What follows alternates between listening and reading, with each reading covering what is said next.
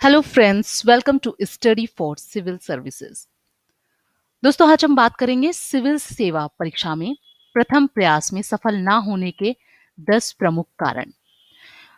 दोस्तों, सबसे पहले मैं ये आपको बताना चाहूंगी कि आईएएस की जो परीक्षा होती है, कोई ये बैंकिंग या एसएससी से रिलेटेड एग्जाम नहीं है। ये एक हाई लेवल परीक्षा है। दोस्तों, इनके सवाल अच्छों की छुट्टी कर देते हैं। आपने लाख तैयारी की हो, चाहे आपने 24 घंटे पढ़ाई की हो, पर जब आप एग्जाम देने जाते हैं ना, तब सब नील हो जाता है, क्योंकि एक डर होता है, एक नर्वसनेस होती है उस टाइम। दोस्तों, कैट या जो अन्य एग्जाम होते हैं एमबीए परीक्षा में, लोग जनरल नॉलेज के सवाल सही कर लेते हैं, लेकिन जो ये परीक्षा होती है, इसमें ऐसा नहीं है। दोस्तों, इसलिए आपकी मंजिल चाहे टेढ़ी मेढ़ी है और ना ही इसका कोई शॉर्टकट है। हम अपनी मंजिल तभी पूरी कर पाएंगे जब हम स्वयं में ये दृढ़ संकल्प करें कि हम किसी भी बाहरी नकारात्मक शक्तियों को अपने आसपास भी नहीं फटकने देंगे और दिन रात एक करके अपने लक्ष्य की ओर बढ़ेंगे। दोस्तों, वैसे आईएएस की जो परीक्षा होती है उसके लिए 1 साल पर्याप्त माना जाता है। वैसे ये विद्यार्थी की क्षमता पर निर्भर करता है। किसी के लिए 6 महीने की पढ़ाई भी काफी और किसी के लिए 2 साल की भी पढ़ाई काफी नहीं है। पर दोस्तों, इसमें निराश होने की जरूरत नहीं है। आप अपनी क्षमता को बढ़ाएं और घटाएं। स्टूडेंट के ऊपर निर्भर करता है कि वो अपनी क्षमता या को कैसे बढ़ा सकता है या कैसे घटा सकता है। अगर आप दोस्तों ठान लें कि आपको रोजाना 6 घंटे की पढ़ाई करनी है, चाहे वो कैसे भी करनी है, तो सफलता झक मार के आपके पास आएगी। पर हाँ, ये नहीं कि 6 घंटे बस बोला है हमने तो आप वहां बैठ गए आप पढ़ने के लिए, कि आपने लक्ष्य निर्धारित कर लिया कि नहीं 6 घंटे तो मुझे बैठना है, चाहे आपका मन पढ़ाई में लग रहा हो या ना लग रहा हो। तो दोस्तों, ये नहीं करना है। आप एक दिन ऐसे बैठेंगे, 2 दिन बैठेंगे ऐसे, मगर तीसरे दिन आते आते कुछ ऐसा होगा कि आप फिर वापस वहीं पर चले जाएंगे जहां पहले थे। सब छूट जाएगा। कभी एफबी पे आप बिजी हो जाएंगे, कभी किसी फ्रेंड का फोन आया कि अबे यार चलो यार, आज पढ़ाई का मूड नहीं है, कल पढ़ लेना यार। ठीक है यार, रोज तो इतना पढ़ते हो। या कभी पापा ने डांट दिया, या कभी किसी और चीज में उदास हो गए, कभी किसी ने ताना मार दिया कि यार अभी तक तुम पढ़ाई कर रहे हो और तुम्हारा सिलेक्शन नहीं हुआ। तो दोस्तों, ये जो बहुत सारी चीजें हैं, ये आपको फेस करनी पड़ती होंगी। दोस्तों, आप अपना लक्ष्य एक तरीके से ऐसा रखिए कि घोड़े, जैसे आपने देखा घोड़ा गाड़ी, उस तरीके से मैंने कहीं पढ़ा था कि अपना लक्ष्य घोड़े घोड़े गाड़ी की तरह रखो। घोड़े, जब घोड़ा गाड़ी टमटम चलाता है, मतलब जो एक आपने देखा होगा, उसे टमटम भी कहते हैं कई जगह, और कहीं बग्घी भी कहते हैं। तो घोड़े की आंख में दोस्तों पट्टी बांधी जाती है, आंखों के अगल बगल चमड़े की पट्टी लगा दी जाती है। ऐसा इसलिए क्योंकि वह सीधा देख पाए, चलते वक्त उसके बगल में होने वाली जो सड़क की गतिविधियां हैं उस पर उसका ध्यान ना जाए, वह सिर्फ सीधा देखकर अपने लक्ष्य की ओर चले। ऐसा विद्यार्थी जीवन में होना चाहिए। आप अपने अगल बगल की गतिविधियों पर ध्यान मत दे कि क्या कौन बोल रहा है, क्या आपके बारे में क्या कौन विचार रखता है, क्या कोई कमेंट पास करता है, कुछ मत ध्यान दो। बस आपको लक्ष्य क्या रखना है, आपको कि आपको सिविल सर्विसेज में अपना एग्जाम प्रयास सफल करके दिखाना है। दोस्तों, जैसा मैंने आपको बताया कि ये जो परीक्षा है, ये कोई एसएससी या बैंकिंग की परीक्षा नहीं कि आप जल्दी ही निकल गए। और एक बात मैं बता दूं, अगर आप सफल हो जाएंगे ना, तो वही लोग जो आप पे कमेंट पास करते हैं ना, आपको बधाई भी देंगे और दूसरों को कहते फिरेंगे कि देखिए, ये मेरे घर का लड़का है या ये मेरे घर की लड़की है जिसने आईएएस मतलब क्लियर कर लिया है। और चाहे वो अंदर ही अंदर कितना भी आपसे मतलब वो हो, कुढ़ रहे हों या जलन की भावना हो, पर एक उनका भी आपके स्टेटस से उनका स्टेटस ऊंचा हो जाएगा। तो आइए जानते हैं 10 सबसे प्रमुख कारण जो हम आपके साथ बांटने जा रहे हैं। निरंतरता और स्थिरता का अभाव। दोस्तों, ये जरूरी नहीं है कि आप रोजाना 10 से 12 घंटे का अध्ययन करें। जैसा कि मैंने बताया कि आप अगर 4 से 5 या आप 6 घंटे भी का भी वो समय सोच लें कि हमें 6 घंटे पर्याप्त देने हैं इसमें, तो आप निकाल लेंगे। ऐसा कोई बहुत बड़ी भी चीज नहीं, क्योंकि बहुत सारे लोग निकालते हैं। तो अगर आप 6 घंटे की पढ़ाई करेंगे तो आप इस टेढ़े मेढ़े सफर को सरलता से पार कर सकेंगे, क्योंकि सबका मोटिवेशन लेवल अलग अलग होता है। दोस्तों, प्रीलिम्स की परीक्षा में बेतरतीब ढंग से विकल्प मत चुनिए। दोस्तों, प्रीलिम्स के पेपर को टिक करते समय उन्हीं उत्तरों को चुने जिनके बारे में आप जानते हो। मान्यताओं पे चलने से आपका नुकसान ही होगा कि मतलब ये अगर टिक कर लेंगे तो ठीक है। जो आपको मतलब जिसमें आपको लगे कि हाँ मैं ये आंसर उन्हीं उत्तर को टिक करिए जिनके बारे में आप जानते हो। मात्रात्मक कौशल में कमजोरी। दोस्तों अक्सर ये पाया जाता है कि अभ्यर्थी सी सैट जो पेपर होता है, पेपर वन होता है, पे ही अपना सारा फोकस करता है, मतलब केंद्रित उस पे ध्यान उसी में होता है उसका केंद्रित।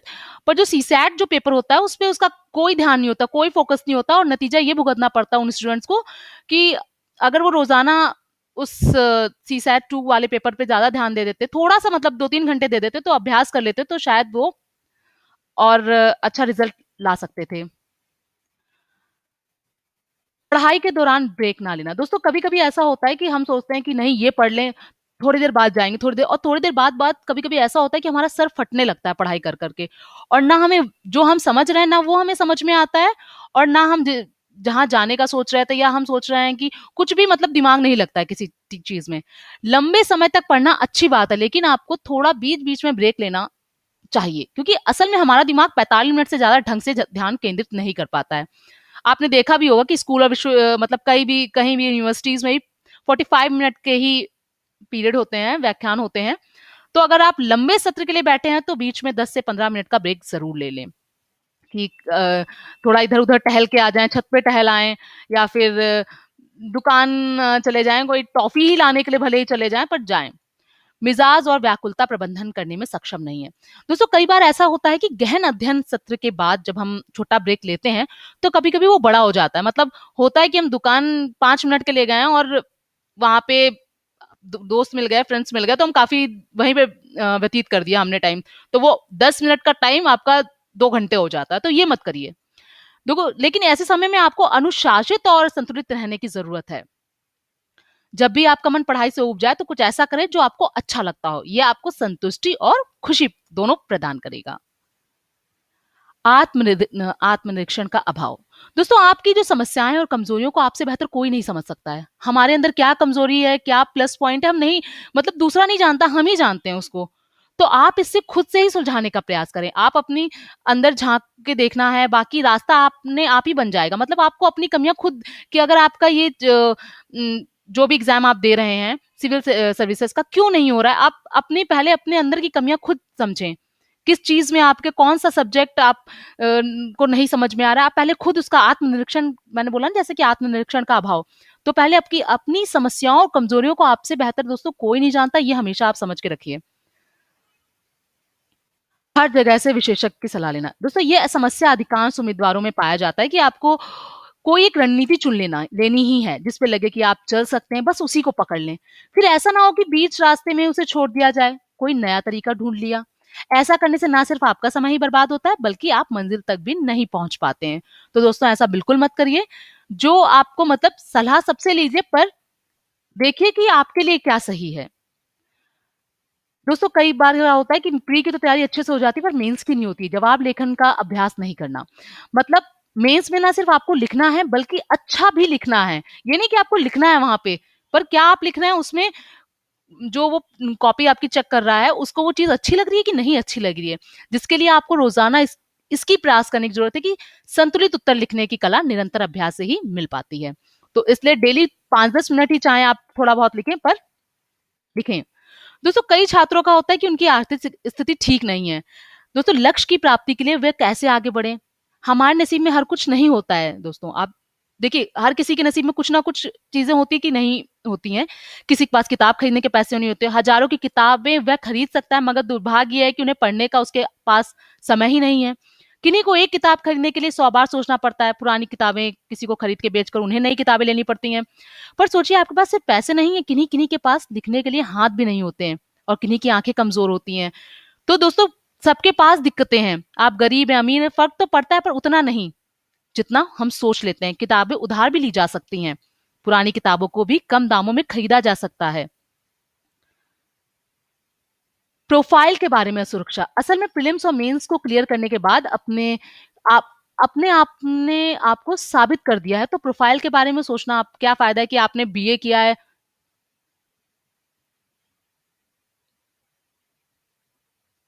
दोस्तों जैसा मैं आपको बता रही थी कि प्रोफाइल के बारे में सुरक्षा, असल में दोस्तों प्रीलिम्स और मेंस को क्लियर करने के बाद आपने जो आपको साबित कर दिया है कि आप इतने मतलब इस लेवल पे आ गए हैं कि आप मेंस को क्लियर कर चुके हैं यार। तो प्रोफाइल के बारे में कि आपने बीए किया है कि बीएससी किया है, ये आपको सोचने की जरूरत नहीं है। इससे सोचने का क्या फायदा है यार, आपने मेंस क्लियर किया है, वो आपका अतीत था, तो उसके लिए परेशान होना फिजूल ही और चिंता करना ही है। तो प्रोफाइल के बारे में असुरक्षा जो है आपकी, उसको हटाइए। दोस्तों कुछ लोग कहते हैं कि अभी मैं इस उसमें नया खिलाड़ी हूँ। दोस्तों पहले आप अपने सिलेबस को ध्यान से देखिए, फिर पिछले साल आए सवालों को देखिए, उन पर दोस्तों आप रिसर्च करिए कि ये भी एक अभ्यास है। धीरे धीरे आप यूपीएससी या यूपीपीसीएस या जेपीएससी या जो भी एग्जाम दे रहे हैं, आप उन सवालों के पैटर्न को अच्छी तरह समझने लगेंगे और आपको पता लग जाएगा कि यूपीएससी या जितनी भी परीक्षाएं ये सिविल सर्विसेज से रिलेटेड हैं, इसमें कैसे क्वेश्चन पूछे जाते हैं दोस्तों सब। और मैंने आपको जैसे बताया कि लेखन का बहुत ही इसमें इंपॉर्टेंट रोल है। आपको पढ़ने के साथ साथ लिखने का भी अभ्यास करते रहना चाहिए, क्योंकि लेखन के क्षेत्र में जब आप अपना हाथ नहीं खुलेगा, आप मेंस में अच्छा परफॉर्म नहीं कर पाओगे। और किसी भी टॉपिक को संक्षेप में लिखने का रोज अभ्यास करें। यदि आपकी लेखन शैली को कोई जांच करने वाला या व्याकरण चेक करने वाला हो, तो सोने पर सुहागा हो जाएगा। दोस्तों परिवार और दोस्तों से समर्थन नहीं मिलना, यह भी बहुत मतलब बड़ी समस्या है, जिसके लिए आप संघर्ष के अलावा कुछ नहीं कर सकते हैं। सभी जो उम्मीदवार हैं, उनकी आर्थिक परिस्थिति एक समान नहीं होती है, सभी को एक समान माहौल भी नहीं मिलता है। जैसा मैंने आपको भी बताया था कि कभी कभी किसी के पास किताब खरीदने के पैसे नहीं होते हैं, कभी किसी के पास कोई दिक्कत होती है। दोस्तों आप ये सोचिए कि उन लोगों का क्या हाल होता होगा जो एग्जाम देते होंगे, जिनके पास आंखें नहीं हैं, जिनके पास पैर नहीं है, तब भी वो एग्जाम देते हैं।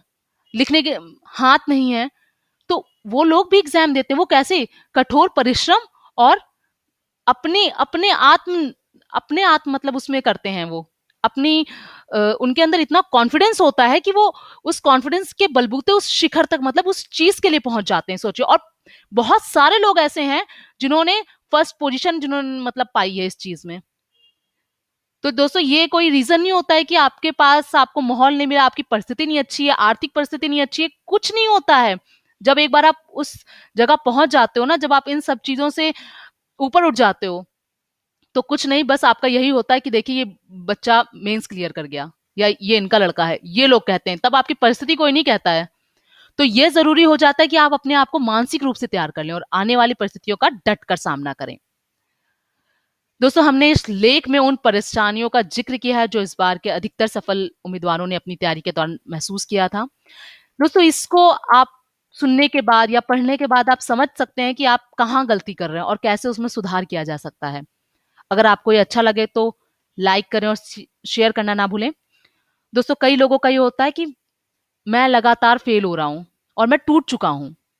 दोस्तों फेल अगर हो भी रहे हैं आप, तो ये फेल मिलने से मतलब विफलता मिलने से टूटना, सफलता ना मिलने से टूटना स्वाभाविक है। अगर हम किसी चीज में पास नहीं कर पाते हैं तो हम परेशान हो जाते हैं, हम टूट जाते हैं। विफलता परेशानी ही करती है और अंदर से विचलित भी करते हैं। पर अब तो आपके पास अटेम्प्ट्स भी कई सारे हैं। जरूरी नहीं है कि कोई पहली या दूसरी बार में ही सफलता प्राप्त कर ले, क्योंकि हमारे जीवन में भाग का भी रोल होता है। किस्मत बहुत बड़ी चीज होती है दोस्तों। आपने कई बार देखा होगा कि आपका दिन कभी कभी जरूर से ज्यादा अच्छा होता है, और कभी कभी होता है कि आप सोचते हैं कि नहीं आज हमारा दिन अच्छा गुजरेगा, और पता नहीं बर्बाद हो जाता है वो दिन। दोस्तों जिस दिन कुछ खराब होना होता है, उस दिन सब कुछ लगातार खराब ही होता है। तो हिम्मत मत हारिए, और कभी कभी गुच्छे की आखिरी चाबी भी ताला खोल देती है, इसलिए डटे रहिए। तो अगर आपको दोस्तों ये वीडियो अच्छा लगा हो तो लाइक और शेयर करना बिल्कुल मत भूलिए। और हमने इसी उम्मीद से बनाया ये वीडियो कि शायद आपको कुछ मोटिवेशन हम दे पाए इस वीडियो के थ्रू। Okay, bye bye.